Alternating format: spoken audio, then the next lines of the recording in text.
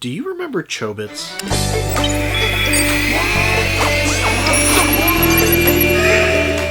Hey guys, Lester here. I love anime, and I love recommending anime. And today, I want to revisit Chobits. So if you've never heard of Chobits, was looking to maybe get into it, or maybe you wanted to convince someone to watch it, if you're any of these people, stick around. I will be going into some detail, so obligatory spoiler alert.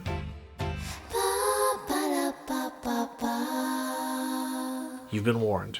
Early 2000s anime was a vibe.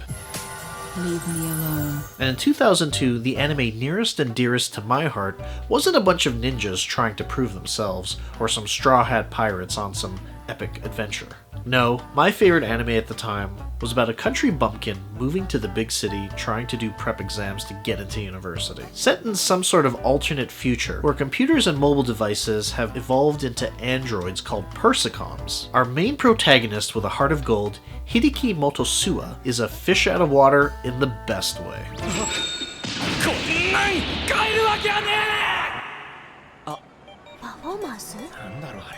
Not only is he experiencing the culture shock of moving to a high-tech city from a solitary rural life, he's also struggling between balancing everyday things, like paying rent on time and working a part-time job while also trying to study.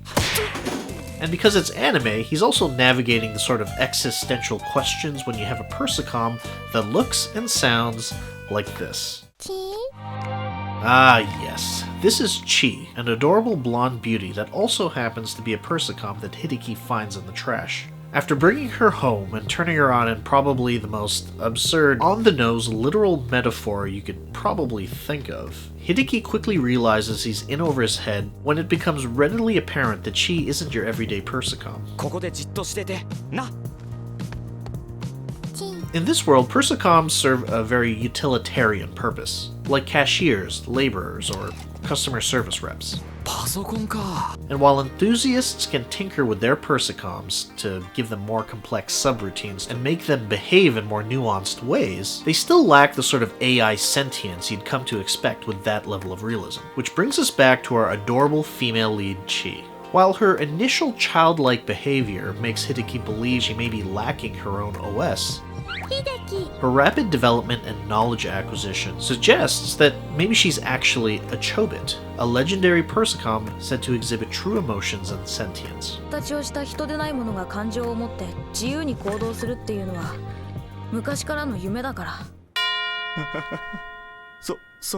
While the first half of the series follows Hideki as he attempts to teach Chi about the world, the second half of the show shifts tone and begins to ask the bigger existential questions you'd come to expect from such a society.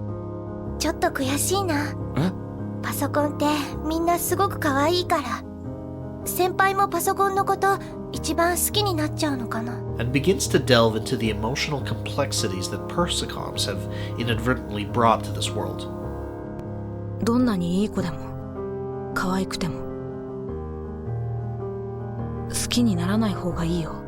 Can machines learn to love? Can you have a relationship with a machine? How does technology fill the voids in our lives? Chobits explores these themes with its supporting cast of characters, each slowly revealed to have their own melancholic connections to persicoms. And what a cast of supporting characters. First you have Yumi, who's initially presented as a potential love interest for Hideki, but you find out she's a young girl who's really struggling with insecurity and anxiety when trying to measure up to a seemingly perfect persicom.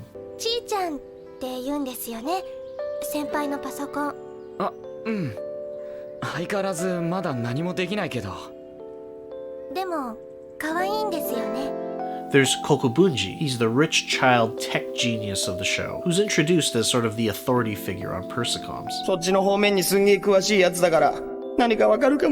But you find out later that his personal companion Yuzuki is actually modeled after his late sister, sort of as a way for him to preserve his memory of her through technology.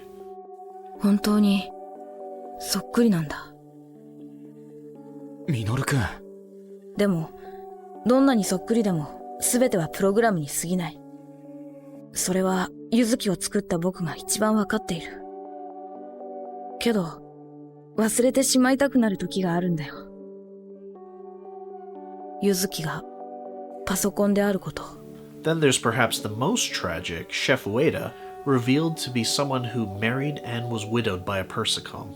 彼女はいつも笑ってて元気で嫌なことがあれば慰めてくれていいことがあったら喜んでくれてどんな時でもそばにいてくれて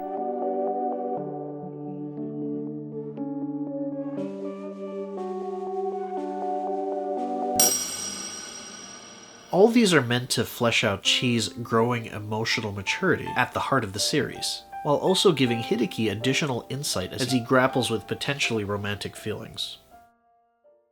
So why Chobits in 2025?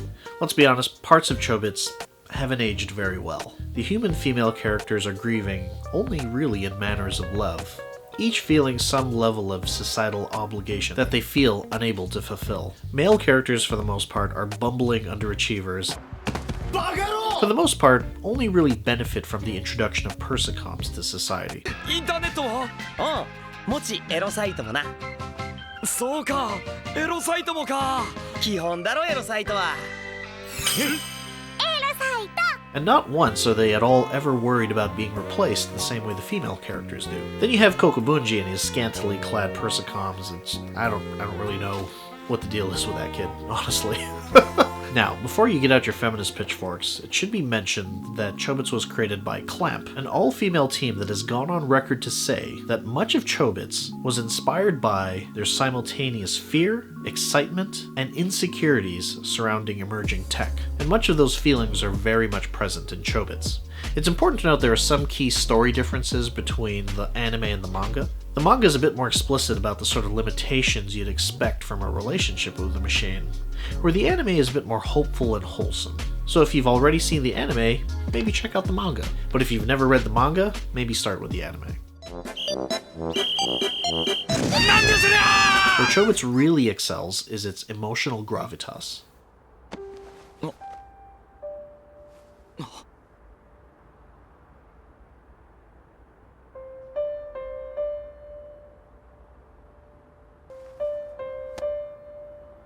中をすんなよ。また捨てられるって思ってんのか?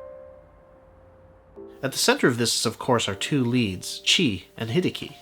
Our super cute, super powered lead persicom Chi is just so damn adorable you can't help but fall in love with her. As a viewer, her initial vulnerability invites the viewer to feel very protective of her. You champion and share in her discoveries as she begins to learn about the world around her. それでパンツは変えたのか? これなんで男物? And, as the story progresses, you follow her emotional maturity as she begins to understand that her emotions and her autonomy hold value. You begin to understand that her yearning, her loneliness, and her desire to love and be loved, even though she's a machine, is actually one of courage and not weakness. And maybe her self-discovery can mean bigger things for persicoms in this world as a whole. And as cute and lovable as Chi is, Chobits really just doesn't work without Hideki. He's our avatar into this world, and it's through him that we begin to understand how such a society works. And because of Hideki, we buy into it because not only is he likable, but he's also incredibly relatable. ありがとうございます。助かります。感動です。最高です。He doesn't have any particularly great skills, and he's not exceptional in any way. He's not the chosen one, and he can't level planets with a blast from his hands. He's a simple farm boy with a heart of gold, and his inherent empathy makes him the perfect match for Chi, a non-human. He perfectly complements and supports Chi's development. In fact, while some of the other male characters are far bolder and perhaps more proficient with their use of persicoms, when you contrast it directly with Hideki, it only really highlights his strengths as a character. パソコン言うな。チーにはチーって名前があるんだ。物みたいに言うんじゃねえ。わかったよ。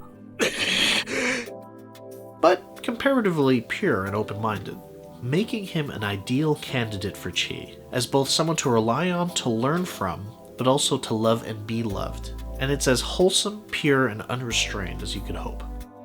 Which is, you know, kind of the point of Chobits.